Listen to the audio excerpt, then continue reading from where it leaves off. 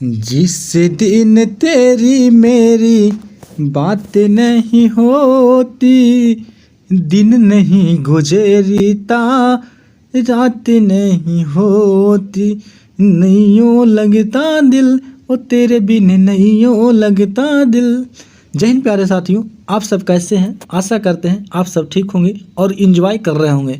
तो चलिए दोस्तों, आज फिर से जो है से आपका सेशन स्टार्ट हो रहा है, जिसमें जो है से ये पार्ट 2 है। किसका बाबू पार्ट 2 है? तो ये जो है से आपका हिस्ट्री का क्लास 12 का हिस्ट्री चल रहा था भाई।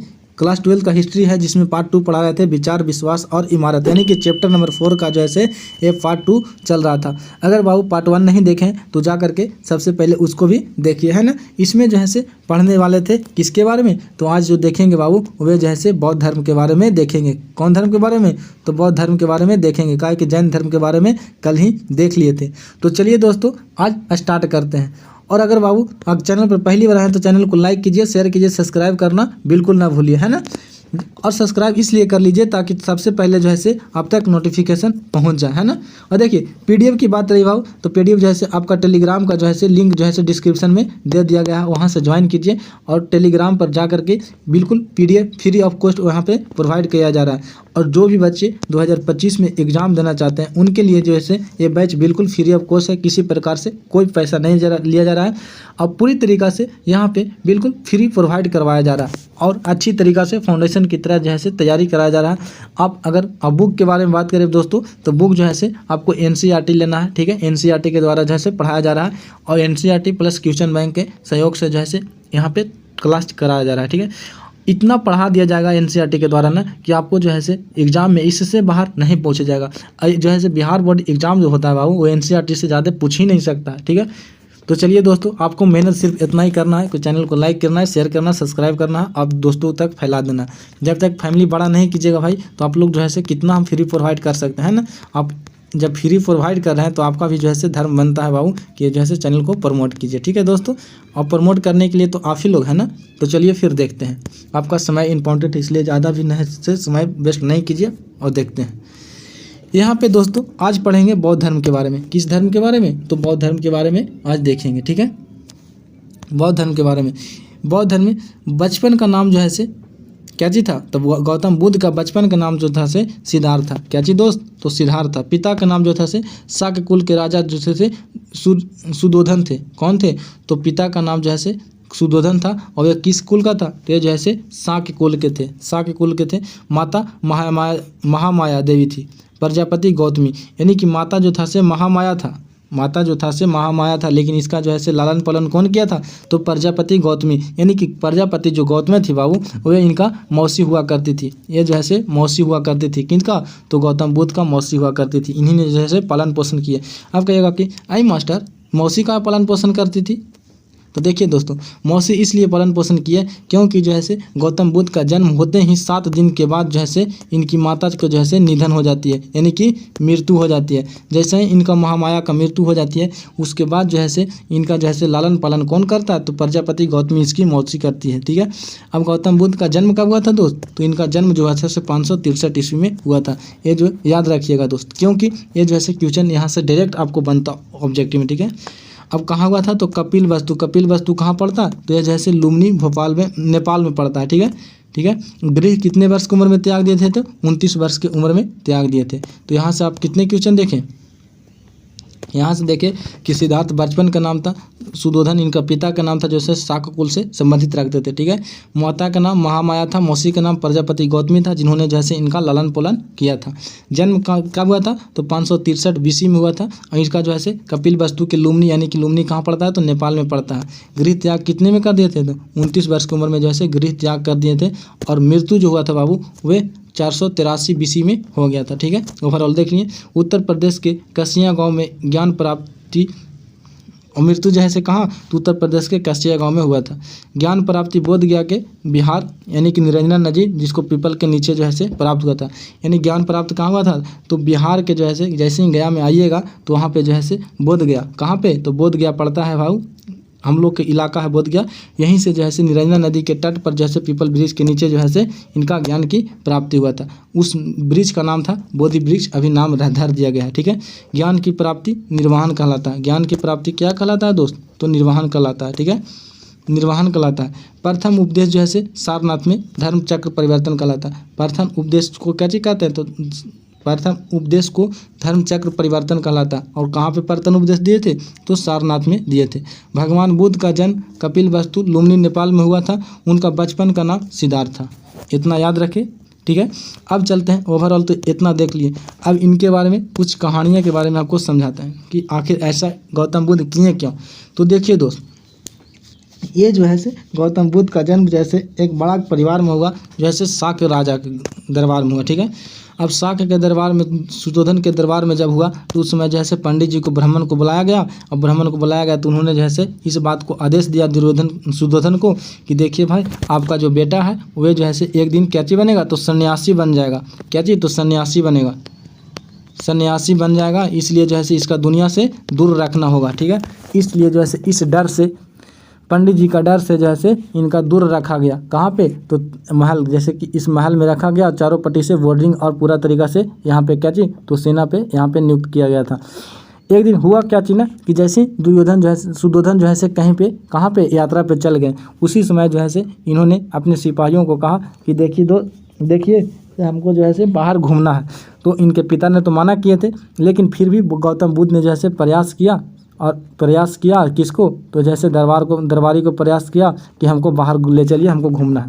जैसा ही दोस्त ये बाहर निकलते हैं तो देखते हैं कि एक वृद्ध व्यक्ति है। वृद्ध व्यक्ति क्या चीज़ था? तो वृद्ध व्यक्ति को देखते हैं तो उन्होंने बोले ये क्या चीज़ है? तो जैसे वृद्ध व्यक्ति एकदम खटिया पर सूतल था।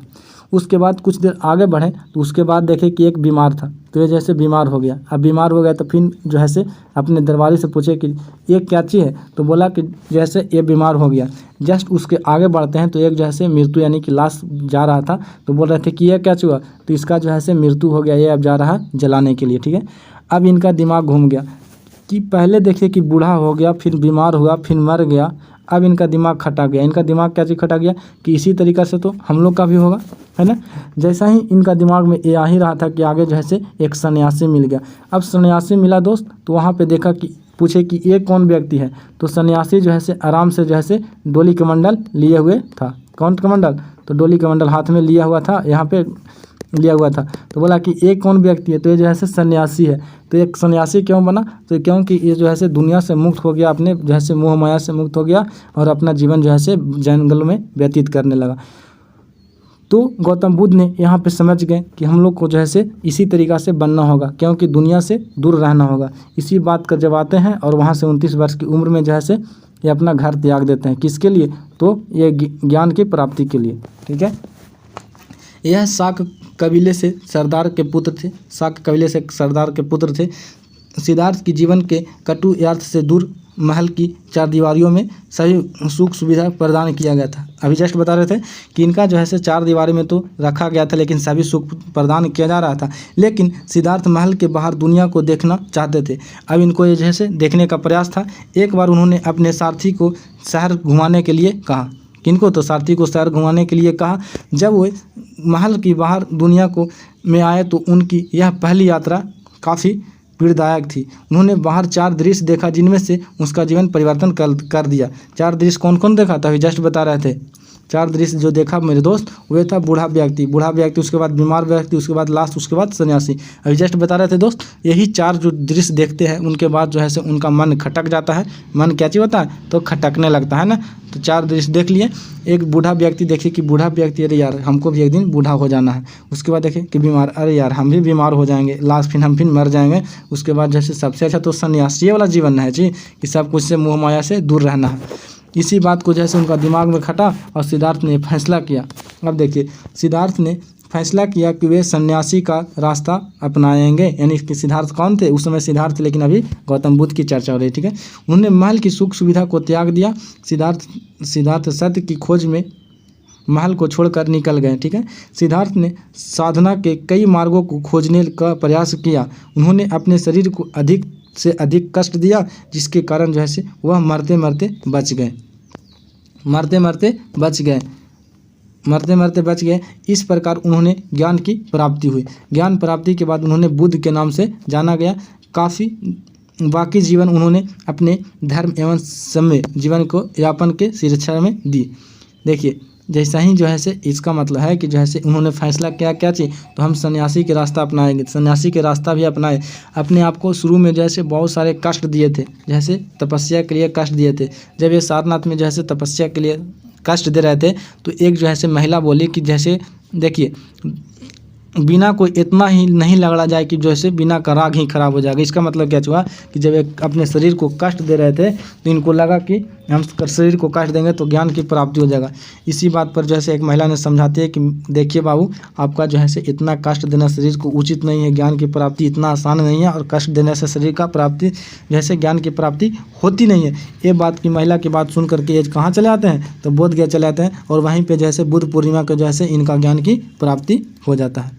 उसके बाद जैसे जब ज्ञान की प्राप्ति होता है तो गौतम बुद्ध के नाम से इनको जाना जाता है। ठीक है, अब चलते हैं बुद्ध की शिक्षा। कि बुद्ध की शिक्षा किससे प्राप्त होती है, तो बुद्ध की शिक्षाएं के लिए आपको त्रिपिटक नामक ग्रंथ को पढ़ना होगा, है ना। इनका जो है से बुद्ध की शिक्षा त्रिपिटक नामक ग्रंथ से मिलता है। ठीक है, त्रिपिटक देखिए एक त्रिपिटक होता है और एक त्रिरत्न होता है। त्रिरत्न होता है, इसलिए कंफ्यूज मत होइएगा। त्रिरत्न होता है क्या चीज़ दोस्त, तो त्रिरत्न त्रिरत्न जो है से ये बौद्ध धर्म से नहीं है, ये जो है से जैन धर्म से है। लेकिन जो है से त्रिपिटक जो है से बौद्ध धर्म से है, इसलिए कंफ्यूज बिल्कुल नहीं हो रहा। त्रिरत्न को नहीं यहाँ पे याद रखना है, ठीक है ना।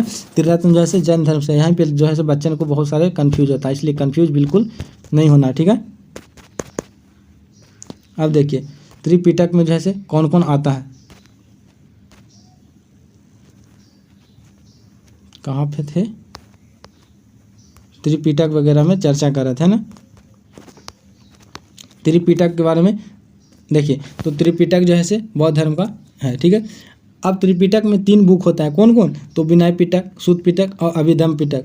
विनय पिटक में क्या चीज मिलता है, विनय पिटक में जो है से गौतम बुद्ध का नियमों का पालन कैसे नियम है से कैसे उसको में प्रवेश करना, उसका नियम जो है किस में मिलता है, तो विनय पिटक में देखने को मिलता है। उसके बाद जैसे सूत पिटक में जैसे उनका उपदेश संग्रहित है, इसमें तो सूत पिटक में। अभिधम्म पिटक में दर्शन सिद्धांत को दिया गया। तो पूछता है कि विनय पिटक से क्या मिलता है, तो बुद्ध धर्म को जो है बौद्ध धर्म को जो है नियम मिलता है, ठीक है।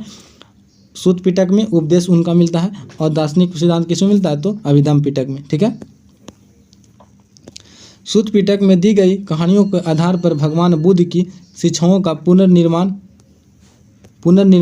किया जाता है। सूत पिटक में दी गई कहानियों के आधार पर जैसे दर्शन के आधार पर जैसे उपदेश के आधार पर जैसे गौतम बुद्ध को शिक्षा और पुनर्का किया जाता है।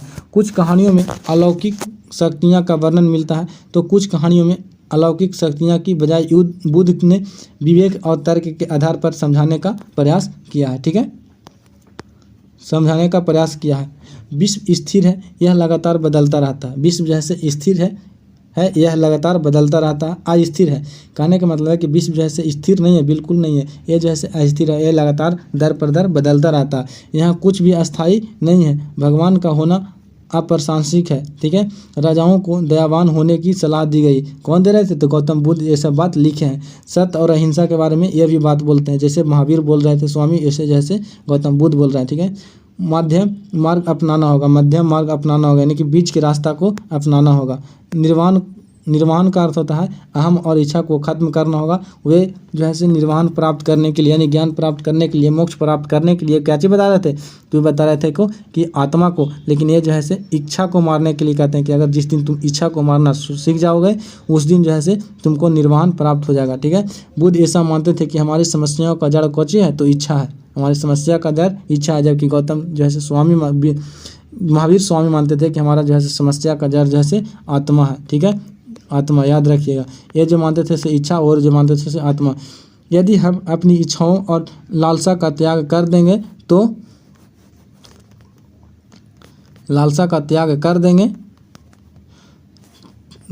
देंगे तो हमें निर्वाण की प्राप्ति हो जाएगी। बुद्ध ने अपने शिष्य को अंतिम निर्देश यह दिया,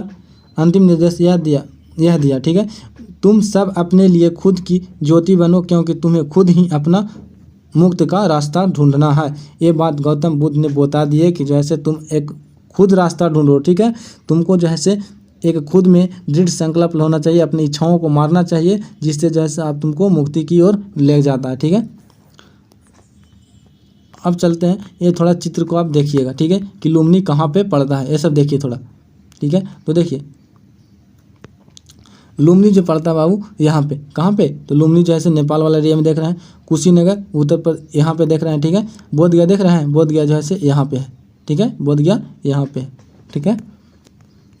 देखिए यही जो है आपका फिगर है जो क्या चीज़ है, तो सांची का तोरण द्वार है, क्या चीज़, तो सांची का जो है तोरण द्वार जैसे यही स्तूप वाला, ठीक है। उसके बाद देखिए यही मेन जो है सांची का स्तूप जो है यही है, सांची का स्तूप कौन है, तो यही है। उसके बाद देखिए ये जैसे गौतम बुद्ध का प्रतिमा कुछ मिलता है, ठीक है। अब देखते हैं बुद्ध के अनुयायियों के बारे में, कि बुद्ध के अनुयायी जैसे कौन कौन थे, यानी अनुयायी मतलब क्या होता है भाव, तो शिष्य। बुद्ध से प्रभावित होकर के धीरे धीरे शिष्यों का दल तैयार हो गया।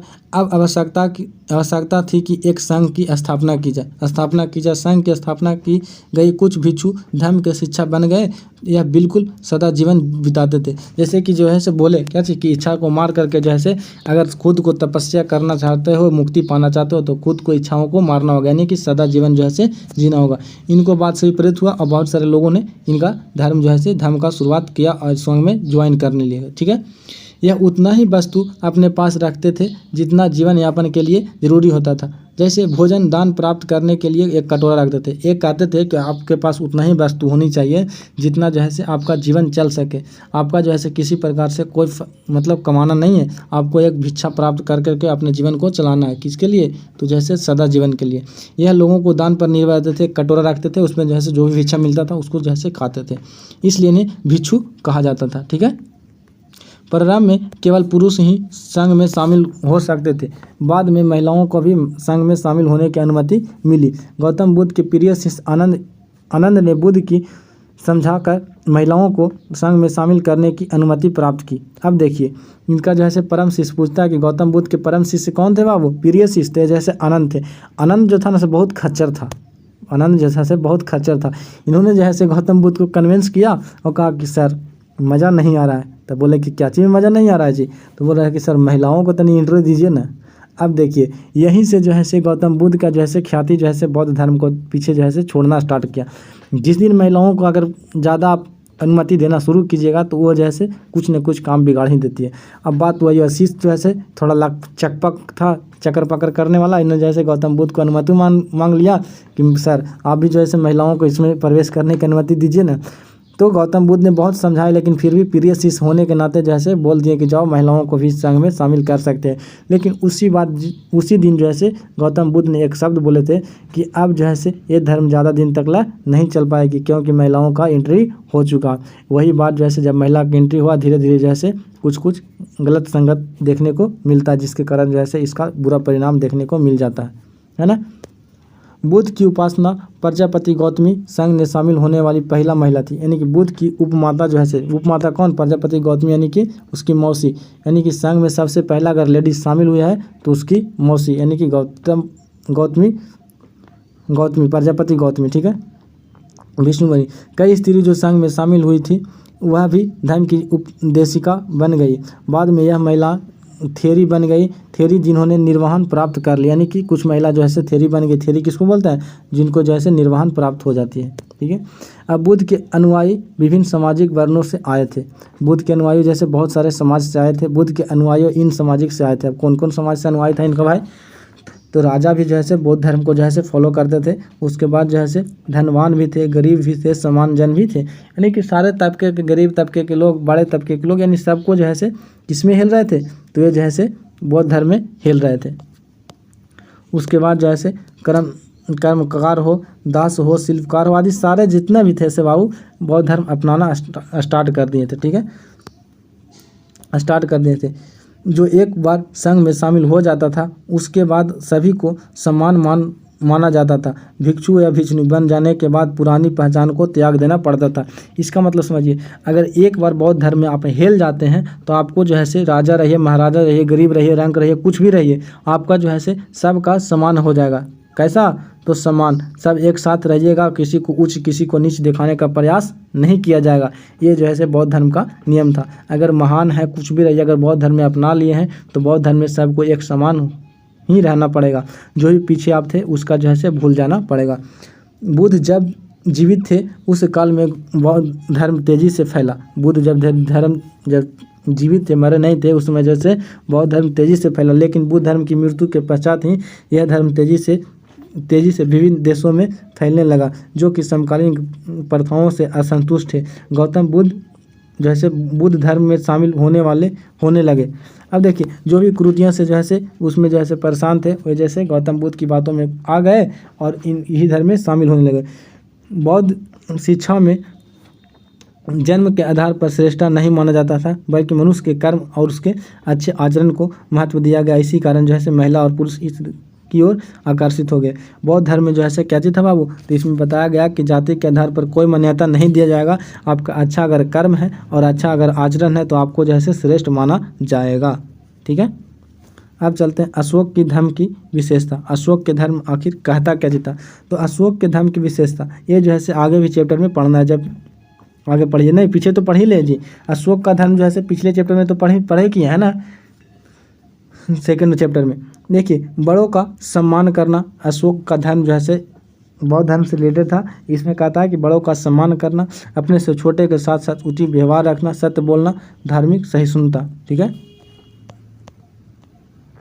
धार्मिक सहिष्णुता और दासों को और सेवकों के प्रति जो है से दयावान रहना। ठीक है, यह धर्म का कहना था। अब स्तूप के बारे में चर्चा करते हैं फिर से। ठीक है, स्तूप बहुत प्राचीन काल से ही बहुत प्राचीन काल से ही लोगों के कुछ जगह से पवित्र मानते थे। अक्सर जहाँ खास वन वनस्पति होते थे, अनूठी चट्टान होती थी या विस्मयकारी होती थी, प्राकृतिक सौंदर्य होती थी, वहाँ पवित्र स्थल बनाए जाते थे। ऐसे कुछ स्थलों पर एक छोटी सी वेदी भी बनाई जाती थी, जिन्हें कभी कभी चैत्य कहा जाता था। इसका मतलब है कि स्तूप उसको कहा जाता था दोस्त, जहाँ पे जैसे प्राकृतिक सौंदर्य देखने को मिलता था, अनूठी व्यवस्था देखने को मिलता था, उसको जो है से क्या चीज बोल दिया जाता था? तो यह जो है से आपका स्तूप या फिर चैत्य बोला जाता था। चैत्य का मतलब होता है ना, मान के चलिए कि किसी का शव है, उसको जला करके और जो है से उसका कुछ अंश को अगर मिट्टी में दफना करके उसको जो है से मिट्टी से ढाप दिया जाता था, उसी को स्तूप कहा जाता था और फिर चैत्य भी कहा जाता था। बौद्धिक साहित्य में कई चैत्य की चर्चा इनमें बुद्ध के जीवन से जुड़ी है, जहाँ पे जगहों का वर्णन है कि जहाँ पे जो है से बुद्ध धर्म को जो है से अंतिम संस्कार के बाद जो है से जो भी वहाँ पे जैसे उनका शरीर का दफना किया, उसको जैसे ऊंचा कर दिया, उसी को स्तूप या फिर चैत्य कहा जाता है। अब स्तूप क्या है, इसके बारे में चर्चा करेंगे कि आखिर स्तूप क्या है। तो देखिए, स्तूप के बारे में चर्चा जो है से नेक्स्ट वीडियो में चेक करेंगे। जब तक के लिए जय हिंद दोस्तों, बहुत गर्मी है। ठीक है, फिर मिलते हैं अगले वीडियो में।